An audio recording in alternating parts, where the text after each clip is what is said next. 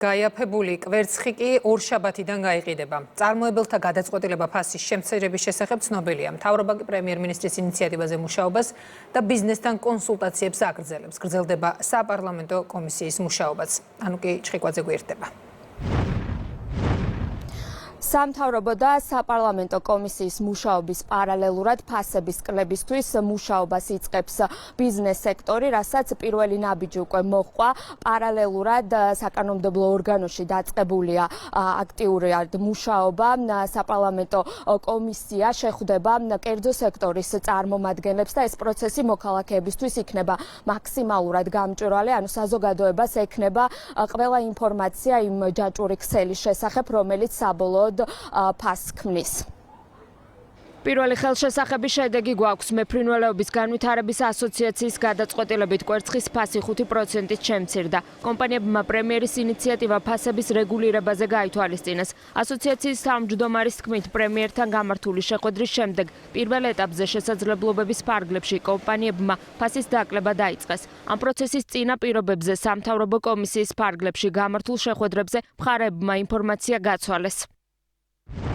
პრემიერთან მქონდა შეხვედრა, მოგვეწონა მისი ინიციატივა, მოგვისმინა პრივატულადაც და იმ საერთო შეხვედრაზეც და რაღაცები მონახაზი გაკეთდა იმისი, რომ შესაძლებელია რაღაც წლების განმავლობაში ჩვენი გასაჭირი რაც არის დღე და დაუცველი საზღვარი რაღაცნაირად მოგვარდეს. სადაც არის საშუალება, რომ უნდა გაიაფროს პროდუქცია, ჩვენ მხოლოდ მივესალმებით, იმ გაძვირებული პროდუქცია გაყიდვებითაც ძალიან ძნელად იყიდება. ეს საბოლოო შედეგი სულაც არ არის. მთავრობის ადმინისტრაციაში აცხადებენ, რომ საკითხის მოკვლევა და დეტალური შესწავლა უკვე დაიწყო, რაც იმას ნიშნავს, რომ კვერცხისა და სხვა სასურსათო პროდუქტების ფასმა შესაძლოა კიდევ უფრო დაიკლოს. სამუშაო პროცესი კი სამართლიან პირობებში მიმდინარეობს, სადაც გათვალისწინებული იქნება როგორც ბიზნესის, ისე მომხმარებლის ინტერესები. ეს იმას არ ნიშნავს, რომ ან ამ კონკრეტული პროდუქციის მიმართ, ან სხვა პროდუქციის მიმართ ამოიწურა შეკითხვები.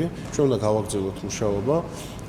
ეს ყველაფერი აჩვენებს დადებით დინამიკას და ასევე გვაჩვენებს, რომ ის პროცესი, რომელიც საქართველოს მთავრობამ დაიწყო სურსათის პროდუქციაზე ფასების კლებასთან დაკავშირებით, არა მხოლოდ სწორია, არამედ სამართლიანიც არის. მაღალი ფასების რეგულირება და ბიზნეს სექტორთან კოორდინაციით ხელშესახების შედეგების მიღწევა რეალისტურია. სწორედ ამ მიზნით შეიქმნა საკანონმდებლო ორგანოში საპარლამენტო კომისია, რომელიც მომდევნო 3 თვის განმავლობაში შესაბამისი სექტორების წარმომადგენლებს შეხვდება. მართლ გუნდში აცხადებენ, რომ ბიზნესს საქართველოში ყველა წინაპირობა აქვს იმისათვის, რომ საკუთარი სოციალური პასუხისმგებლობა აიღოს და პროდუქცია ხელოვნური ფასნამატი არ შექმნას. იმიტომ რომ არის დაბალი გადასახადები, იმიტომ რომ არის გასაგები კანონმდებლობა, იმიტომ რომ არის სწრაფი სერვისები, იმიტომ რომ არის დაბალი კრიმინალური მდგომარეობა, ამ ყველაფრის გამო ბიზნესი რომ კარგად ვითარდება და აქვს კარგი შემოსავალი, ნიშნავს რომ ამავე დროს არის პასუხისმგებლობა მისი ბიზნესის სოციალური პასუხისმგებლობა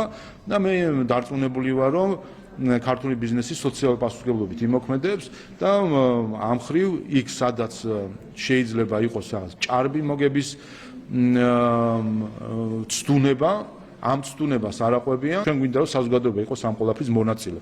მან თავად იხილოს, თავად მოისმინოს, როგორ არის მოწყობილი სისტემა ფასის წარმოქმნის, რა ამ ჯაჭვში ვინ არის ჩართული. ჩვენი მიდგომა არის, რომ ბიზნესთან ურთიერთობა იყოს მაქსიმალურად გახსნილი, მაქსიმალურად ინკლუზიური. მნიშვნელოვანი არის პროცესი იყოს სისტემურად გადაწყვეტადი, რაც საშუალებას მოგცემს იმის, რომ ბაზარზე კონკურენცია გაუმჯობესდება და შედეგობრივად მივიღებთ სიტუაციას, როდესაც ბიზნესი იქნება უფრო ეფექტური და ეს თავისთავად აღისახება საომხმარებლო ფასების კლებაზე.